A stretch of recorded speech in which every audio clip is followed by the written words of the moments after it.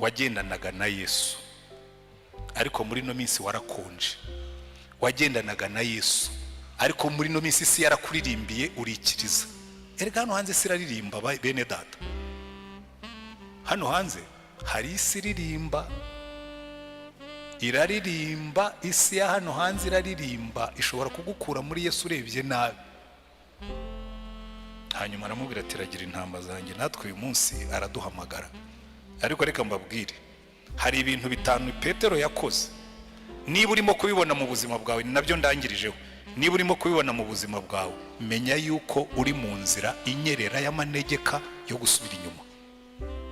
Ibi bintu bitanu nubibona mu buzima bwawe, uzamenye kuri mu nzira yo kugwa. Icya mbere, nubona urukundo rw'ijambo ry'Imana rwaracogoye muri wowe, ushyireho tiko uvuge ngo ahangaha ubwo ntakirya ngiye kugira intege nke. Nubona igihe cyawe cyo gusenga cyaragabanutse, uvuge uti ubu noneho ndagiye, bibiri byapfuye. Nubona usigaye ukurikira Yesu arenga uhinguka, ukajya wumva ibintu by'Imana bitakigufata cyane, shyiraho tiko uvuge ngo ndagiye. Nubona usigaye uryoherwa no kujya kuri WhatsApp ukohereza inzenya zitagira umumaro, ukohereza inzenya zinavuguruza, hari ibintu byatumariye abantu. Inzenya z'ibyaha ziri kuri WhatsApp, ziri kuri YouTube, umuntu akicara agaseka. Uraseka urimo kota umuriro w'abanyabyaha.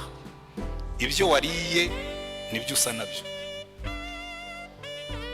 Hanyuma nubona utakigira ishyaka ryo gutanga ubuhamya, ubundi abarokore batangwa no gutanga ubuhamya, uzamenye ngo buriya ibyanjye bishobora kuba biri, ariko uzibukira ijambo.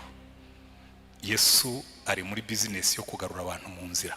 Wenda nawe uyu munsi arimo araguhamagara, arakubwira ngo ibuka aho wavuye ukagwa, wongere ugire urukundo rwa mbere, ugaruke mu nzira. Hanyuma niza akatubwira twese uko tungana ngo munkurikire. Buriya Yesu niho ubonera ko atari umuntu usanzwe. Iyo Yesu aba ari umuntu usanzwe, iyo aba ari nkanjye wazutse, sinajyaga mbibabwira hano, iyo aba ari nkanjye wazutse, ibyo Yesu yakoze sibyo nari gukwa. Kuko twebwe buriya muri kamere y'umuntu, iyo abantu bakugiriye nabi, iyo abantu baguhemukiye, hanyuma ukaza kubona umugisha, ugomba kubanza ukabicaho. Nigeze kureba muri telefone y'umwana umwe, hari handitsemo ngo Mana uzangirire neza, kandi ugirire neza n'abanzi banjye, ubahe kurama, kugira ngo bazabone umugisha wangiriye neza.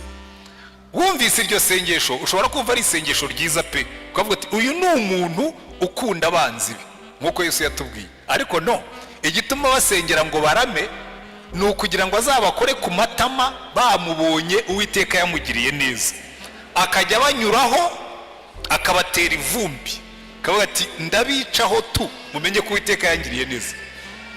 Ariko nimurebe ukuntu Yesu, ibintu Yesu yakoze amaze kuzuka, ntawe yiciyeho. Ntabwo yagiye kwa Kayafa, ntabwo yagiye kwa n'abatambyi bakuru bari bamubambishije, nta nubwo yakoresheje igiterane mu rusengero kugira ngo abayuda bamenye yuko ibyo yababwiraga byari ukuri. Ahubwo imbaraga yazishyize mu kugarura ku murongo abigishwa be. Iminsi 40 yiyereka abigishwa be, abagarura mu nzira. Haleluya. Kuko ubundi cyazanye Yesu ku isi ntabwo ari ukwirata ku bantu.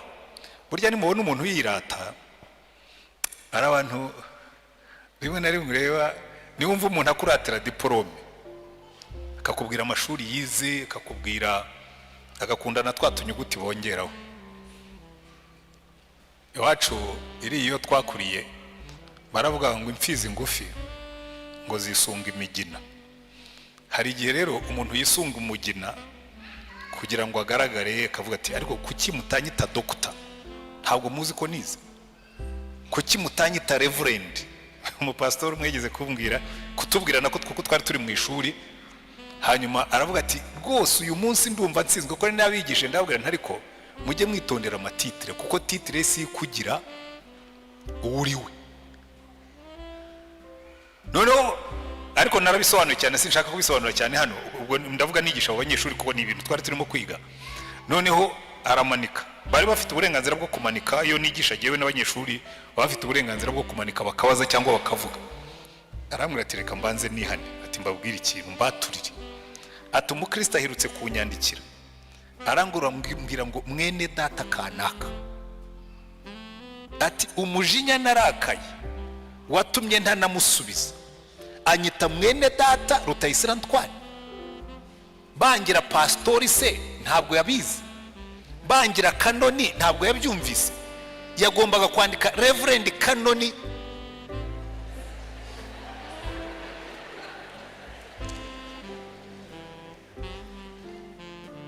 Hanyuma yarabyihannye. Buriya Yesu iyo rwose ashaka kwica ku bantu aba yarabikoze, ariko icyari cyamuzanye ntabwo ari ugukora abantu ku matama. Icyari cyamuzanye si ukutwereka ko akomeye, kuko niyo ashaka kutwereka ko akomeye hari ibintu atakoze yari kuba yarakoze. Yari kuva ku wa mbere akageza ku cyumweru akora ibintu bihambaye, agasiga ibintu bihambaye kugira ngo abantu bazibuke ko hari umuntu uhambaye waciye mu isi y'i Yerusalemu. Ariko ntabyo yakoze, yagendaga n'amaguru, ntabwo yarabuze iyo ashaka ifarasi hari n'abaye kwimuha banezerewe, ariko yagendaga n'amaguru. Yashoboraga gutubura imigati, iyo ashaka aba yarakoze buranjori akaba umukire. Yashoboraga gutubura amafi, yashoboraga gukora supermarket igurisha amafi kandi nta gishoro yashyizemo uretse imbaraga z'Imana zimurimo. Ariko ibyo yari yarabinesheje. Amara igihe arimo kugarura abigishwa be ku murongo.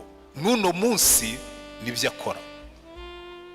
Natwe twicayemo hano twese, icyo Yesu agushakaho, ikizana Yesu iteka ryose, ni ukuza kukubwira ngo ariko uracyari mu nzira, ariko uracyari ku murongo, ariko sinagusubiza ku murongo. Kuko icy'Imana yaje gukora kuva umuntu akoze icyaha no kumugarura ku murongo. Buriya uwo ni wo murimo w'Imana. Muri ibi bice badusomeye tubona Imana iri muri gahunda yo kugarura abantu bayo ku murongo, kuko twese turatana. Murabizi iyo tugiye gukoresha control y'imodoka, ikintu cya mbere abantu bose banza gukoresha ni ukujya gukora alignment y'amapine. Harya babyita ngo iki? Pensage. Kujya kubanza gukoresha pensage, kuko n'amapine y'imodoka ubwayo aragenda yageraho ngaho agatangira agahobagira agatana. Burya natwe niko tumeze, tugomba gukorerwa pensage regiriyeroma. Imana ikavuga ngo reka mbanze nkusubize ku murongo ugendane na Yesu nkuko bikwiriye. Ahubwo reka nkubaze ikibazo uyu munsi, urimo uragendana na Yesu uko bikwiriye? Hano rero mu rusengero twebwe icyo dukora, iyi ni garage ikora pensage. Haleluya. Tukagukorera pensage, tukagusubiza ku murongo, tugakora alignment, urugendo rwawe rukagenda neza rutondetse neza na Yesu. Amen. Uyu munsi rero turareba ahantu Imana yakoreye pensage abagabo babiri, kandi bibihangange ku Mana, ibasubiza ku murongo, ibagarura mu muhamagaro, ibagarura mu busabane n'Imana. Haleluya. Uwa mbere twabonye ni Dawidi. Buriya umwami Dawidi yari umuntu uri special ku Mana, umuntu udasanzwe. Ijya no kumutoranya yabwiye Samuel, aramubwira ngo genda ujye kwa Yesayi w'i Betelehemu, nabonyeyo umwana. Uyu mwana ni umwana udasanzwe, uyu mwana ni umwana umeze nk'uko umutima wanjye wifuza, a man after my heart. Samuel aragenda, ageze kwa Yesayi w'i Betelehemu. Yesayi we nta nubwo yajyaga abona ko Dawidi ari special, ntabwo yajyaga abona ko Dawidi adasanzwe. Burya hari abana baba badasanzwe ariko we ntushobore kubibona, ariko Imana ikajya ivuga ngo nyamara uyu muntu nubwo umubona yoroshye, uyu muntu nubwo umubona asanzwe, uyu muntu nubwo umubona ari mugufi, uyu muntu nubwo umubona wenda atari igitangaza mu buranga cyangwa mu bwenge, ariko ari special kuri jewe. Icyamukundishaga Imana ni iki? Yari afite umutima ukunda Imana, yari afite umutima ushaka Imana, yari afite umutima wumvira Imana. Haleluya.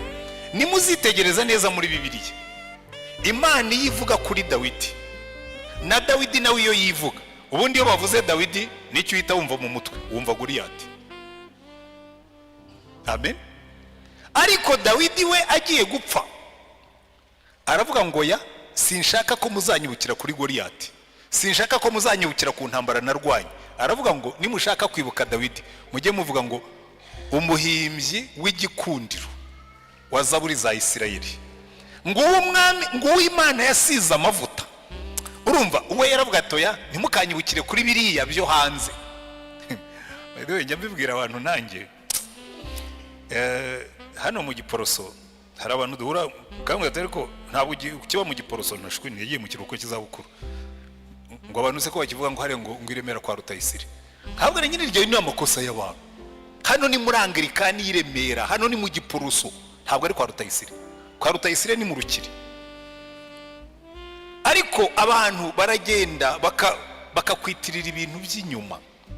Ubundi nanjye umbajije uru rusengero ryo ntabwo ari rwo runezeza, nezezwa n'abantu bakijijwe, nezezwa n'abantu bahimbye. Kuko ubundi Yesu natunguka mu kirere, ijambo ry'Imana ritubwira ngo ibi byose azabanza ngo abitungeho, niba ari umuriro azashyiramo, niba ari razera azakoresha, ngo ibi byose azabanza bizingazinge abitwike. Hanyuma mubwire ngo rero mwami Yesu ngo ndiremera, ngo twari twarubatse urusengero runini, ati nyine runyereke. None se wamaze kurutwika? Nyine nibyo nakubwiraga, ntugatinde kubizashira, ujye utinda kubitazashira. Kuko muri ino si abantu benshi iyo batureba tugenda bishimira ibimodoka binini dutwaye, ngo musigaye mubona imodoka kana kagendamo, ngo ye aragenda mu kimodoka kinini, ariko mu ijuru ntibamuzi. Kandi icyo kimodoka kinini birivumi, icyo cyo kiranabikwiyerekera. Uzapfe bakujyane Rusororo, rimwe na rimwe nta nubwo kiguherekeza, bagushyira muri korubiyari y'inkodeshanyo, ikimodoka kigasigara mu rugo. Ibigaragarira amaso burya sibyo bifite akamaro. Niyo mpamvu Dawidi yavuga ngo biriya bigaragarira amaso kwica Goliyati ntabwo bingana no guhimbaza buri mwe ivuga icyubahiro cy'Imana. Ariko Dawidi, buriya revolution Dawidi yazanye muri Isirayeli no kuririmba zaburi. Kandi munambe babwira, nubona umwami cyangwa umuyobozi, yaba executive, yaba meya, yaba ministre, yaba umusirikare, yaba umudogiteri, yaba umuki, nubona umuntu ufite icyubahiro uririmbira Imana, bakoma amashyi ukamubona ko mu mashyi ko kwabyemera afishizemo imbaraga, uzavuge ngo uriya ashobora kuba yarasobanukiwe ikintu abandi batasobanukiwe. Dawidi iyo bavugaga Imana yitereraga hejuru akabyina. Muribuka bazamuye isanduku y'Uwiteka, Dawidi niwe wateraga chorus, abajya imbere arabyina, arataraka. Mikari wamenyereye protokole aravuga ati ye baba we dore wa mwami umwami wa Isirayeli aribeyura imbere y'abagaragu n'abaja nk'umuntu wahongwa wa burebure. Aramubwira ati buriya nibeyuraga imbere y'Imana yanjye. Haleluya. Yankuye inyuma y'intama ikangira umwami wa Isirayeli. Haleluya. Ariko bambe abantu Imana izamura mukibagirwa aho yabakuye, nzajya mbaririmbira nk'ikivumvuri.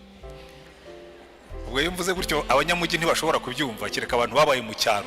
Abantu mwaririmbiye ibivumvuri mwamuzi icyo nshaka kuvuga. Twajyaga dufata ikivumvuri tukagitunga ku katsi, hanyuma warangiza ukakizunguza gutya kugira ngo kimere nk'igishaka kuguruka, ugashyiraho umunwa wagiye ngo wa wa wa wa.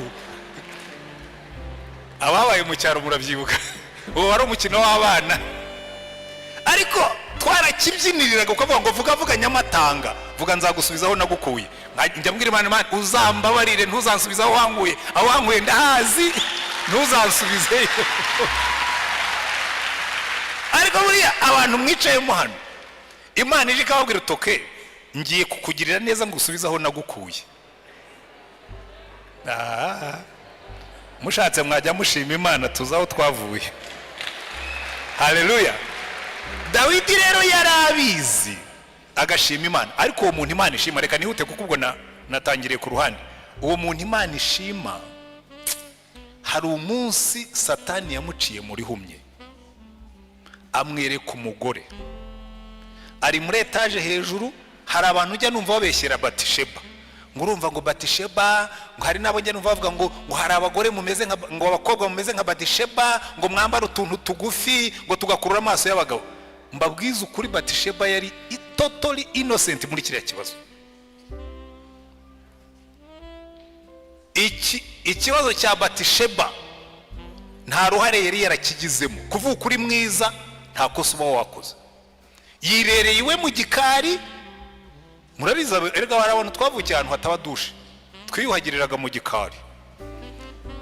Yibereye iwe mu gikari arimo ariyuhagira. Buriya ari ikibazo cy'abantu bafite amazu magufi baturanye n'abantu bafite amazu maremare.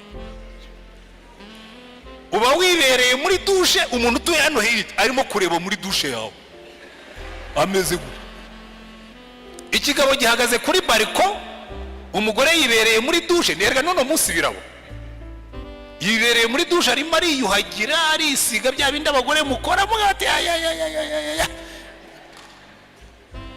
Erega bambe hari igihe mbareba nkabagirira impuhwe. Uzi kuba mwiza muri uyu mujyi nabyo ni ikibazo.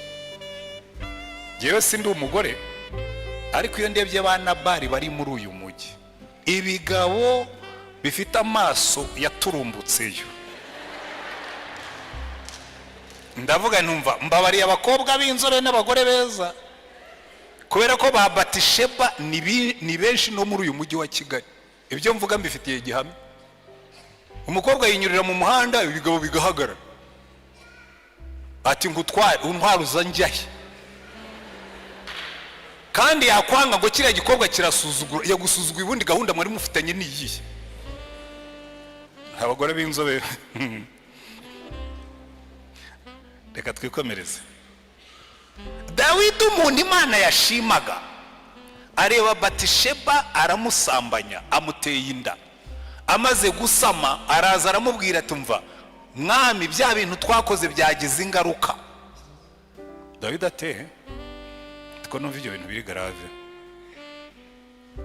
Ibyo kuba umuntu w'Imana, burya ni Imana yari irimo kumukomanga ngo Dawidi ihane. Aho kugira ngo yihane ashaka gusibanganya ibimenyetso, ashaka kubitwikira. Abwira Yowabu umukuru w'ingabo, bari barateye intuza mu murwa w'Abamoni, aramubwira ati nyoherereza Uriya. Uriya yari umujenerali, nimusoma Bibiliya zanyu neza, Uriya ni mu ntwari 30 za Dawidi. Uriya w'umuhiti nawe arimo, yari umwe mu bajenero bo hejuru.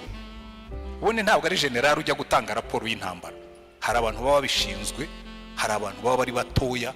Umwami amutuma ati nyoherereza Uriya aze kuvuga amacumu. Kuvuga amacumu no gutanga ripoti y'uko intambara irimo kugenda. Uriya agomba kuba yaratashye avuga atari gusa ibi ntibisanzwe. Kuva ryari umusirikare mukuru generale uyoboye diviziyo nini aba ari ujya kuvuga amacumu? Kuko wasangaga nimusoma Bibiliya zanyu neza, kuvuga amacumu abana batoya, abasirikare b'insoresore nibo babivyiganiraga, ariko abasirikare bakuru ntabwo aribo bajyaga gukora ibyo bintu. Uriya ataha yikandagira, agomba kuba yarageze yabaza abagenzi be mu barinda umwami, aramubwira ati ariko sha ibi bintu bidasanzwe kuki umwami yantumyeho. Bagomba kuba baramubwira turitonde, muri ino minsi hari akarindi hagati ya bose na muki wawe, hari akarindi tumaze iminsi tubona. Nuko bimeze. Singiye gusangira umugore na bosi, yanga kujya kuryamiwe. Ariko Dawidi icyo yashakaga gukora, ashaka ko agenda akaryama, yanda ikamwitirirwa. Hanyuma umunsi wa kabiri ngo Dawidi abonye atagiye ngo aryame, noneho amuha inzoga arasinda, kuko yaravuga ati ibyo byose nimuha inzoga agasinda ubwenge bwe buracurama ataye. Aranamuhamagara ngo atari koze kunumvise ko waraye ku gikumba hamwe n'abandi ku gicaniro, kuki utatashye ngo ujye gusuhuza madamu unaryama uruhuke bite byawe? Aramubwira atari ko se Nyagasani, abasirikare nyoboye barimo bararwana n'Abamoni, jewe nitahire njye kwidagadura, njye kubyina, njye kunywa no kuryamana n'umugore, ibyo ntibikaba. Imana yangaye. Ngo aramusindisha, arayijira ngo atoya ujye kuryama. Ngo arataha asubira handi ku gicaniro. Mu gitondo Dawidi amenye ko ataryamye, ngo atwikire icyaha cye, yandika urwandiko rw'ibyaha yandikira Yowabu ati ubu ngubu uriya mumushyira ahantu hakomeye abamoni bamutikura apfe. Yowabu agomba kuba aribaje ati habaye iki, uyu musirikare yapfuye iki na shefu? Amushyira ahantu baramutikura arapfa. Arangije abwira uwaje kuvuga amacumu noneho utari n'umusirikare mukuru, aramubwira ati ugende ujye kuvuga amacumu ariko ugende wikandagira. Urabizi Dawidi iyo bamwiciye umusirikare amera nk'intare yakomeretse, ashobora kuza kuguhitana kuko uriya numwe mu batoni be. Ariko nubona azamuye umugara umubwire ngo erega mwami na uriya w'umuhiti nawe yapfuye. Yaragiye atanga raporo amaze kuyiha Dawidi. Dawidi aravuga ngo erega ngo inkota iryumwe ngo eje ikarya undi. Iryo jambo yavuze ni ry'Imana yamuhanishije. Iramubwira ngo ibi bintu wakoze ko wari wasambanye, iyo wihana ntiwongereho icyaha cyo kwica umuntu. Umva mbabwire namwe mwicayemo hano, iki cyaha abantu benshi baragikora. Abakobwa murasambana n'abahungu mugasambana, mwarangiza mukica umuntu mugakuramo inda ngo murahisha yuko mwasambanye. Mubyare abikirego cy'icyaha cyawe, mubyare nurangiza usaba Imana imbazi, Imana ikubabarira. Ariko wakoze icyaha urangije wongeraho kiri umuna cyacyo cyangwa gikuru cyacyo. Ndetse ibyo Dawidi yakoze n'uno munsi abantu barabikora. Ni bangahe barimo gukuramo amada muri iyi minsi, tukanabishyira no mu mategeko ngo bajye babona uko bakuramo inda. Abantu barakubwira ngo erega ngo hari igihe umuntu yabatwaye inda atabishaka. Ubundi ninde utwara inda abishaka keretse uwarongo? Mwaretse gusambana ntimwica abantu. Ngo hari igihe uterwa inda n'umuntu utagomba kuyigutera. Ubundi ninde ugomba kugutera inda uretse umugabo wawe? Mujye mwimika ibyaha nimurangiza genda umupasitori, reka mvuge nk'uko Imana ivuga. Dawidi amaze kumwica, Imana iraza ibwira Natani ngo genda umbwirire Dawidi ngo ibi bintu wakoze byamubabaje, byababaje Uwiteka kandi byatumye n'abanzi b'Imana bayituka. Jewe nanibaza ukuntu babimenye, ariko nigeze kureba ndasesengura nsanga burya ntabwo icyaha kijya cyihishira, kuko cyihishiriye Satani ntiyaba kiri Satani. Umva mbabwira bibwira ko ushobora guhisha icyaha. Ntushobora gutwika inzu ngo uhishe umuriro cyangwa uhishe ivu.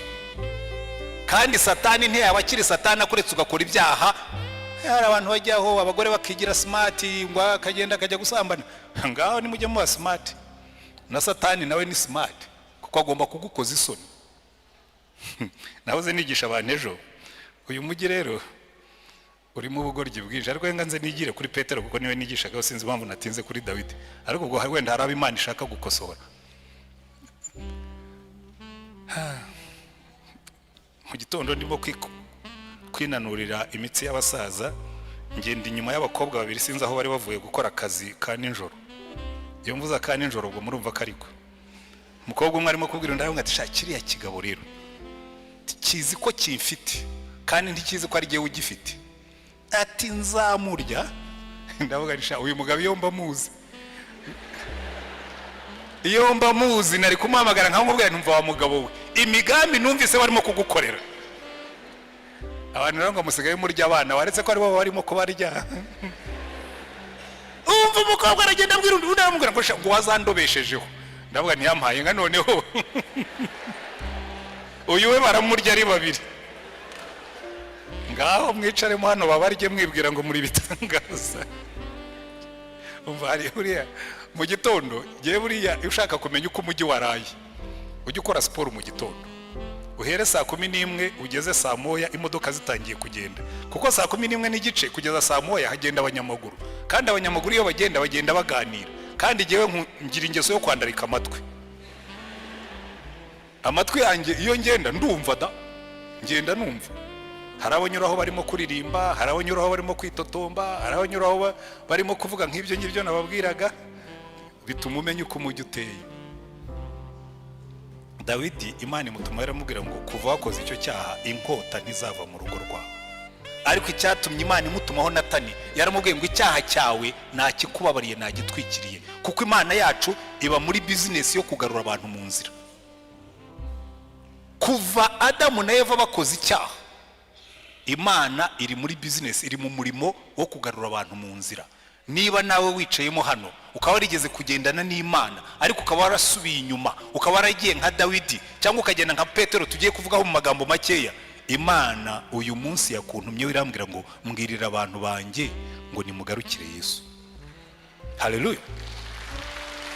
Kuko niwo murimo wazanye Yesu, kugarura abantu be, ngo yaje gushaka icyari cyazimiye. Dawidi Imana iramubabarira ariko ibihano birakurikira. Ubwo Adamu na Eva bari bamaze gukora icyaha, Imana yaje kubagarura ariko barayinanira.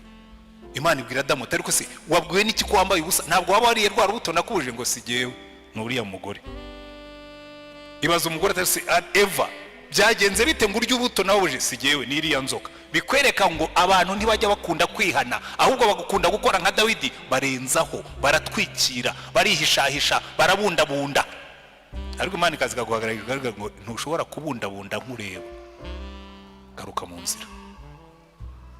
Abarimo kubundabunda mwese mu buryo bumwe cyangwa ubundi ndabashuhuje, ariko Imana irababwiye ngo garuka mu nzira, kuko ntushobora kwihisha amaso y'Imana. Umuntu aragenda akazenya amatara, agakinga urugi, agashyiramo urufunguzo. Imana yo no mu mwijima irareba, iravuga ngo no mu mwijima ibintu byose bigaragara nk'ibiri mu cyo witangaza. Umuntu akagenda, tuzagenda tujye kuraho batatureba. Niyo wajya Dubai uzasanga Imana ariho gutegerereje, ntaho uzihisha amaso y'Uwiteka. Reka ibyo mbabwira bifite reference. Umugabo asezerana n'umugore utari uwe, umugore akandika nk'ugiye ku kazi ngo agiye muri misiyo, ku kazi agasiga asabye konje akabeshya ko agiye mu rugo, bagahurira Rusizi. Kandi Uwiteka barimo kukureba, ariko umutima w'Imana ni umutima wo kutubabarira. Niba wicayemo hano warakiriye Yesu nk'umucunguzi n'umwami, kandi ukaba uzi neza kurimo kugenda ubundabunda mu byaha, uyu ni wo munsi wo kubwira Imana ngo Mana mukiza, numvise ijwi ryawe ry'imbabazi, rimpamagara ngo nozwe n'amaraso ya. Iyo niyo ndirimbo yacu y'uyu munsi. Ariko undi muntu twarebye, reka nihute, dufite undi muntu w'igitangaza witwa Petero. Uyu Petero rero yari inkoramutima ya Yesu mu buryo budasanzwe. Ahantu hose Yesu yagiye afite ikintu agiye gukorayo, yatwaraga Petero. Ajya guzura umukobwa wa Yayiro, yari hamwe na Petero. Nyirabukwe wa Petero arwaye, Yesu yagiye kumuzura. Ubwo yahinduka gukundi ku musozi, yari hamwe na Yohana na Yakobo na Petero. Petero yabaga ari ahantu hose Yesu ari. Kandi Petero akagira utugeso tumwe tuvamo imbaraga. Petero icyambere yakundaga kuvuga. He was always talking. Buri kintu cyose yabaga gifiteho igitekerezo. Yesu aza kubabaza aravuga ati ariko abantu bavuga ko ndinda, ati ninde utabizi? Uri Kristo, uri umwana w'Imana. Undi ati byose wowe ubyihishuriye, ni Imana ibikubwiye. Ariko mu munota ukurikiye aravuga ati rero ubwo mwamenye uwo ndiwe, icyazanye Kristo ni ugupfira abari mu isi. Petero araza ati nkubwire rero, mugire inama ya kigabo, ibi rero byo ubyibagirwe. Ndakugira inama y'umunyabwenge, ntabwo umuntu nkawe akwiye kujya ku musaraba bakakubamba duhari. Yesu aramubwira ati inyuma yanjye Satani. Yari amaze kumushima nk'ufite yishurira warangije, amuhinduye Satani. Kubera iki? Petero byose byamucagamo. Hari abantu bameze nka Petero, iyo bageze mu kabyiniro barafashwa, niyo bageze mu rusengero barafashwa, hose barafashwa. Satani ashobora kumukoreramo nk'uko Imana imukoreramo. Halo, abafashirizwa hose ndabashuhuje. Ariko Petero Yesu agiye kubambwa aramubwira ati rero Petero, wowe ibyawe ubyitondemo.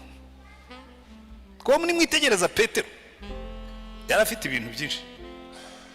Aramubwira ati witonde, wowe Satani yagusabye ngo akugosore. Petero aramubwira ati oya, ntabwo nzi jyewe Simoni mwene Yona, icyatsi cya muranda kirandurwa n'uwihaza, cyo sinshobora. Wenda abo ngabo abandi basigaye bashobora kukwihakana, ariko not me, jyewe utubana utanze. saramureba aramubwira ati ariko Petero kuramo amashagaga uranyihana kana gatatu. Petero amushyiraho agatoki ati ndakurahira rwose. Yesu aramwihorera yikomereza urugendo. Yaramwihakanye ariko birangije reka tugera aha ngaho twasomye uyu munsi. Yesu amaze kuzuka kwa kundi nababwiye atakoze ibyo abantu bari bategereje. Bari bategereje ko namara kuzuka ari buze akagarura ubwami bwa Isirayeli, bakagura amakote bakicara mu myanya, abantu bakamenya yuko batataye umwanya bamukurikira. Azutse babona nta kintu arimo gukora. Petero rero nk'umuntu ukunda ibikorwa ibifatika ahamagara abagabo n'ubundi bateye nkawe bakunda ibifatika. Burya abagabo niko tumeze. Nuhamagara amasengesho abagabo ntibazaza, nuhamagara muri fundraising bazaza ari benshi, kuko abagabo twe dukunda ibintu birimo imbaraga bigaragaza ko turi abagabo nyine. Hanyuma Petero abwira Yohana na Yakobo bene Zebedayo, abagabo babiri bakunda kuba active, basanze umugabo yirukana amadayimoni mu izina rya Yesu, baramwe tubasha kubuta dukurikira silence, ambaraga pfukamunwa kandi ntuzongere kuvuga muri iryo zina. Baca mu mudugudu w'Abasamariya banze kubacumbikira, babwira Yesu bati twemerere tumanure inkuba n'imirabyo n'umuriro tubatwike. Saravuga ati ariko saba bene Zebedayo muratwika abantu.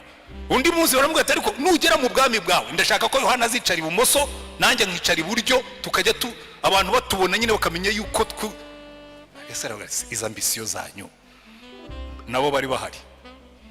Hari abagabo b'ibitekerezo rero, ubitwa Toma wafataga ibifatika. Yesu yazutse baramubwira ati Toma, Yesu yazutse aravuga ati mva mujye munkuraho amarangamutima nk'ay'abagore, jewe nemera ibyo mbona, mumubwire niba yazutse azanyiyereke nshyire ikiganza mu rubavu anyereke n'inkovu mu biganza. Hari abantu rero duteye dutyo, nanjye ngiye nkunda ibifatika ndi umuntu wa Toma. Numbwira ngo kwizera kurakora banza ubikore mbibone. Wimbwira ngo wazuye umuntu Tanzania muzuri Kigali nanjye mubone wamuzuye. Kiye nshaka ibintu bifatika. Na Toma yarahari. Hari n'undi mugabo w'umusesenguzi witwa Natanayeli, baramubwiye ati rega twabonye Mesiya. Ariko se mwebwe mugira ubwenge, hari icyiza cya Nazareti, murambwira ngo mwabonye Mesiya uvi Nazareti? Aramubwira ati ariko ngwino urebe. Ariko yaraje abonye Yesu. Yesu aramureba aramubwira turabizeye wenda kwemera cyane, uri umuyuda utigira mu buhendanye. Ati yewe uranzi? Ati ntakumenya se, uri munsi y'igiti cy'umutini nakurebaga. Sinzi icyo yari yahakoze, ariko kuva Yesu yarabizi yaramubwira tumva kubuza ibyo nakoze munsi y'igiti cy'umutini uri umwana w'Imana. Hari ibintu umuntu akora yiherereye. Jewe njyeka ibintu bibiri, so atashobora kuba yarahasenze isengesho cyangwa ashobora kuba yarakoze ibindi umuntu akenera gukora abandi batamureba. Sinzi kimwe muri ibyo ngibyo cyo yari yakoze. Icyo nzi ni kimwe, kuba Yesu abizi byamwemeje ko ari umwana w'Imana. Na Nataneli yarahari. Aba bagabo rero buriya baragoye cyane. Petero aravuga ati ariko murabona ibintu by'uyu mugabo bisobanuka? Tugiye nisubiriye kuroba. Baterega natwe turajyana. Baragenda bajya kuroba, Yesu arabihorera bararoba, bafata ubusi ijoro ryose, mu gitondo bakora ku matama ariko mu kinyabupfura.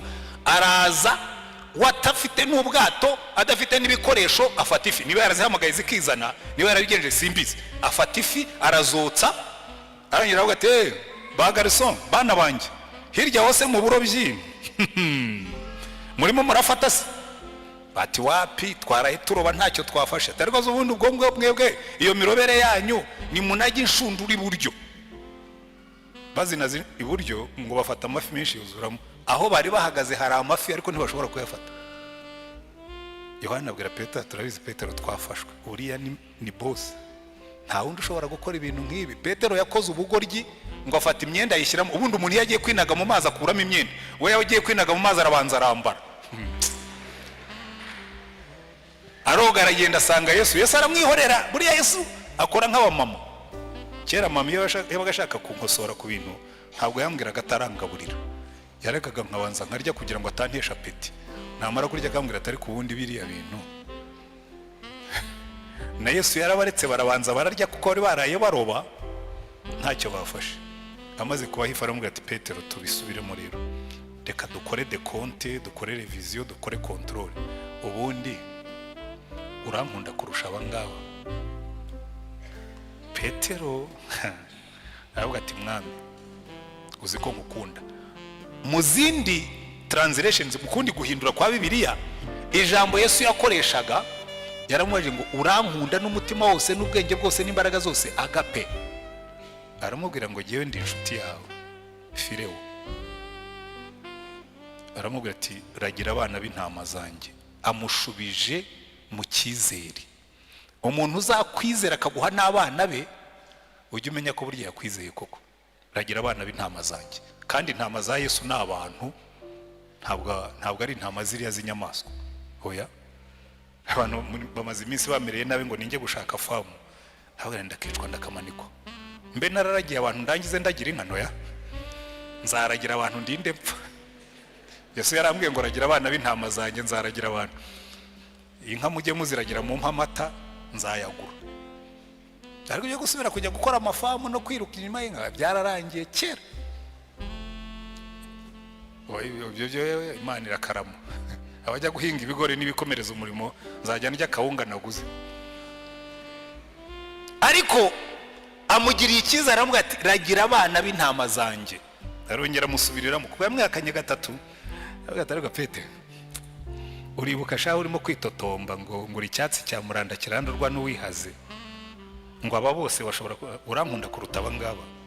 Buriya mu magambo make yamusubiriyemo ibyo yari yavuze. Uko yamwihakanye gatatu niko yamugaruye mu murimo gatatu. Aramubwira ati mwami ndi inshuti yawe.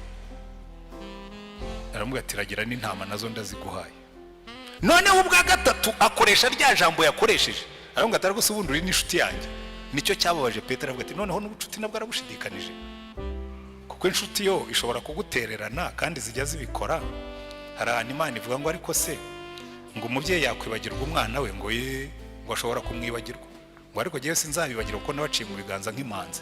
Ese inshuti ishobora guhemukira inshuti? N'abagabo bahemukira abagore basezeranye. Ariko se inshuti ishobora guhemuka? N'umuvandimwe arahemuka. Ariko Yesu akavuga ngo ya ngewe sinzabahemukira. Aramubaza ati no kuba inshuti uri inshuti? Ngo Petero arababara aramubwira ngo mwami umenya byose n'ububwa bwanjye urabuzi, ndi ikivangavange, mfitemo urukundo rugukunda ariko mfitemo n'ububwa, mfitemo urukundo rugukunda ariko mfitemo n'ibindi, ariko urabizi neza ndagukunda. Aramubwira ati ragira intama zanjye. Yamwihakanye gatatu amusubiza mu murimo gatatu. Natwe nibyo Imana yiteguye kudukorera uyu munsi. Wenda wicayemo hano wagendanaga na Yesu, ariko muri no minsi warakonje. Wagendanaga na Yesu, ariko muri no minsi isi yarakuririmbiye urikiriza. Erega hano hanze siraririmba bene data. Hano hanze hari isi iririmba, iraririmba. Isi ya hano hanze iraririmba, ishobora kugukura muri Yesu urebye nabi. Hanyuma aramubwira ati ragira intama zanjye. Natwe uyu munsi araduhamagara. Ariko reka mbabwire, hari ibintu bitanu Petero yakoze. Niba urimo kubibona mu buzima bwawe, nabyo ndangirijeho. Niba urimo kubibona mu buzima bwawe, menya yuko uri mu nzira inyerera y'amanegeka yo gusubira inyuma. Ikintu cya mbere Petero yakoze cyamuganishije mu manegeka. Yesu yaramubwiye yanga kubyemera. Aramubwira turaza kunyihakanaho kugira ngo yemere ibyo shebuje yamubwiye, yanga kubyemera. Ikintu cya mbere kizakubwira kuri mu manegeka yo gusubira inyuma, nubona gusoma ijambo ry'Imana kwawe kwaragabanutse. Niba wari umuntu usoma umusomyi ukaba warabivuyeho, niba wari umuntu usoma ijambo ry'Imana ukaba warabitezutseho, menya ngo uri mu nzira y'amanegeka yo guhirima nka Petero ukihakana shobuja. Nubona iki kimenyetso cya kabiri, nacyo kiri mu buzima bwawe. Ikindi Petero yakoze, Yesu yarababwiye ngo mube maso musenge kugira ngo mutajya mu moshya. Ngo abwira Petero na Yohana na Yakobo, aravuga ati muze tujyane mumfashe, ariko nanjye mbafashe gusenga kugira ngo mutajya mu moshya. Agarutse asanga Petero arasinziriye. Aravuga ati Petero urasinziriye? Nibyo nakubwiye. Mube maso musenge kugira ngo mutajya mu moshya. Nubona ubuzima bw'amasengesho bwawe bwaragabanutse, kandi iyo ni indwara ifata abantu benshi. Abasore benshi barasengaga bagishaka abafiyanse, ariko hamariye kubona umugore amasengesho yaragabanutse. Abashomeri benshi barasengaga bagisengera akazi, ariko ko kamaze kuboneka ntabwo bagisenga. Abagabo benshi barasengaga n'abagore bagishaka inzu yo kubamo, ariko abimariye kuboneka n'imodoka ikaza, gusenga byaragabanutse. Akenshi uzabibona abarokore benshi basaza nk'isabuni bagenda batuba. Barabanza bagatuba mu gusoma ijambo ry'Imana, barangiza bagatuba mu masengesho. Wamubwira ibyo kwiriza ati narwara sirimenaje, wamubwira ibyo kwiriza ati narwara igifu, kandi kera ntiyakirwaraga, cyaje aho imigisha yabonekeye. Nubona amasengesho yawe yagabanutse ujye ugira ubwoba. Icya gatatu, yakurikiye Yesu arenga ahinguka. Hari igihe ugenda mu buzima bwawe ukumva Yesu agenda agabanuka akarenga uhinguka. Ndenda kubabwira ikintu kimwe, nubona urenga uhinguka ujye ugira ubwoba. Halo, ariko hari umaze kwibona muri ibyo bitatu maze kuvuga, kavuga kabisa iki ngiki ni jyewe, n'iki ngiki ni jyewe, wenda iki ngiki nicyo cyanjye. Ariko yakurikiye Yesu arenga ahinguka. Hari abantu benshi mwakundanaga na Yesu, uretse ko atari na benshi cyane. Abantu bakunda idini, bakunda uburokore, bakunda guterana, ariko Yesu muzima abenshi ntabwo bigeze banamubona. Ariko nukurikira Yesu arenga uhinguka, umenye ko ubwo uri mu nzira yo kuribwa n'amadayimoni. Icya kane yakoze, yose umuriro w'abanzi ba Yesu. Ageze mu nzu y'umutambyi mukuru yagiye kota umuriro. Burya inzira ya mbere yo gusubira inyuma ni ugutangira kuba inshuti y'abanyabyaha. Umva, abantu turaganira nkavuga ariko kuki mutabyumva? Umukobwa aragenda akajya mu biro by'umupagani, ati atariko vraiment umuntu nkawe yaremewe hehe koko? Agatangira akakuririmbira akakubyinirira, aho kugira ngo umenye yuko urimo kugwa mu mutego, ahubwo ukarushaho kwegera ngo bakubwire byinshi birenzeho. Umuntu utukurikiyeho ukisanga waguye mu byaha. Ntuzote umuriro w'umupagani, cyane cyane iyo uri umugore. Abakobwa wenda ashobora kubyumva bavuga ati ariko savuga ngo iki, umuntu w'umusaza ungana nkanjye abishuti inkumi ingana nturiya, ufite ubukene bugeze ahantu wigurisha ukigurisha udufaranga tw'amanjwe. Ariko ndatangara kuko hariho n'abasaza barekura. Ariko zikubona umuntu asinya sheke ya miliyoni 15. Hari abantu babonye amafaranga babona nayo gupfusha ubusa, agasinya miliyoni 15 akazi umuntu nta kindi kintu uretse gusa kumubona ari inzobe cyangwa asa neza. Ariko ibyo si ikibazo kuko abatanga umutungo we. Ariko wowe ubyakira uri murota umuriro w'umunyabyaha. Icyakora niba ushonje warakennye Imana yarinaniwe, ubwo uzayibwira utumva rero Mana nabonye bikunaniye, hanyuma nishakira rudosokuru umupira w'ubutabazi. Ariko icyo nenda kubabwira, Petero yose umuriro w'abanyabyaha. Abantu benshi murimo urota imiriro y'abanyabyaha, ukicarana n'abantu bakubwira iby'ibyaha bikakuryohera, ukabikunda, ukabijyamo, ukisanga abagabo barimo barawota, abagore barimo barawota, abakobwa barimo barawota. Uyu muriro w'abanyabyaha murimo kota uzavamo kwihakana Imana. Erige wakoze ibyaha bakoze ibyaha. Hanyuma icyanyuma yakoze, yanze gutanga ubuhamya. Buri ikintu kizagukiza umuriro w'abanyabyaha no gutanga ubuhamya. Niwicarana n'abanyabyaha ujye ubanza umuha ubuhamya. Umuntu natangira kukubwira ati ndagukunda ujye umubwira, cyane cyane n'uburi umugore rwose. Kirimo kumbabaza muri iyi minsi n'abagore, kuko ingo nyinshi zirimo zirasenyuka kandi harimo iyo element y'ibyaha. Umuntu utangiye kukubwira ujye umwereka impeta, umubwira utumva rero genda umugore ufite umugabo, icyo ni kimwe. Icya kabiri ndi umugore wiyubaha, ariko icya gatatu kurutaho nubaha Yesu kandi ahaduhagaze arimo arandeba. Tanga ubuhamya bwawe. Petero baramubwira ati ariko wa mugabo we ntabwo wari uri hamwe n'uriya mugabo. Bari bamuhaye okaziyo nziza yo gutanga ubuhamya. Umuntu natangira kukuzanaho ibyaha ujye umenya ko guhaye okaziyo nziza yo kumuha ubuhamya. Umuntu natangira kukubwira ibintu by'ibyaha ubonye okaziyo nziza yo kumubwira uri we. Umuntu natangira kukubwira ibintu bitari byo ubonye okaziyo nziza yo kumubwira Yesu n'ibyo Yesu akora mu buzima bwawe.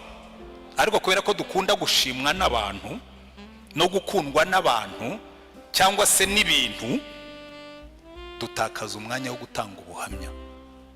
Ibi bintu bitanu nubibona mu buzima bwawe uzamenye kuri mu nzira yo kugwa. Icya mbere, nubona urukundo rw'ijambo ry'Imana rwaracogoye muri wowe, ushyireho tiko uvuge ngo ahangaha ubwo ntakirya ngiye kugira intege nke. Nubona igihe cyawe cyo gusenga cyaragabanutse, uvuge utubu noneho ndagiye, bibiri byapfuye. Nubona usigaye ukurikira Yesu arenga uhinguka, ukajya wumva ibintu by'Imana bitakigufata cyane, shyiraho tiko uvuge ngo ndagiye. Nubona usigaye uryoherwa no kujya kuri WhatsApp ukohereza inzenya zitagira umumaro, ukohereza inzenya zinavuguruza. Ari ibintu byatumariye abantu. Inzenya z'ibyaha ziri kuri WhatsApp, ziri kuri YouTube, umuntu akicara agaseka, uraseka urimo kota umuriro w'abanyabyaha. Ibyo wariye nibyo usa nabyo. Hanyuma nubona utakigira ishyaka ryo gutanga ubuhamya, ubundi abarokore batangwa no gutanga ubuhamya, uzamenye ngo buriya ibyanjye bishobora kuba biri, ariko uzibukira ijambo. Yesu ari muri business yo kugarura abantu mu nzira. Wenda nawe uyu munsi arimo araguhamagara, arakubwira ngo ibuka aho wavuye ukagwa, wongere ugire urukundo rwa mbere, ugaruke mu nzira. Hanyuma niza akatubwira twese uko tungana ngo munkurikire, twongere tugendane turi kore dufatanya agatoki. Wenda wumvise ijambo ry'Imana rikora ku mutima wawe, wumvise hari ibyo Yesu arimo kukubwira, wumvise hari aho urimo gusubira inyuma, wumvise hari aho urimo kugenda nabi, wumvise hari ibyo ugomba gukosora, wumvise hari ibyo ugomba gusubiramo. Niba wumvise Imana ivugana nawe, ngirira neza, wigirire neza, uzamura ikiganza ubwira Imana ngo Mana mukiza, numvise ijwi ryawe ry'imbabazi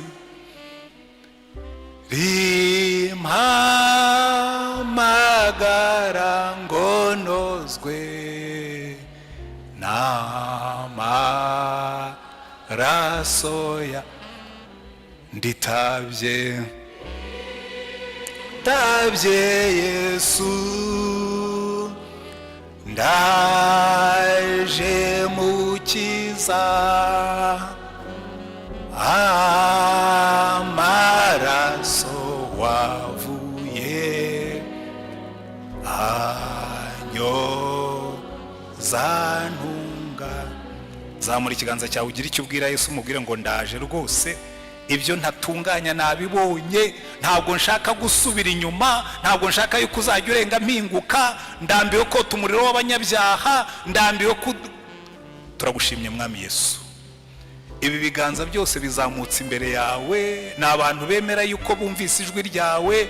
Rambura ikiganza cyawe ufate buri muntu aho ngaho yakweretse, umusubizemo imbaraga, kuko nicyo cyakuzanye hano mu isi. Warajuja gusaka icyari cyazimiye, warajuja gushaka bari bafite intege nke ngo basubizemo imbaraga, warajuja gushaka bari batangiye kuyoba kugira ngo bagarure mu nzira. Uko washatse Petero niko natwe urimo kudushaka, kandi urangije uratubwira ngo nzabaha imbaraga mu bagabo kumpamya. Reka imbaraga zawe zimanuke kandi ufate abo bantu bose ubeze,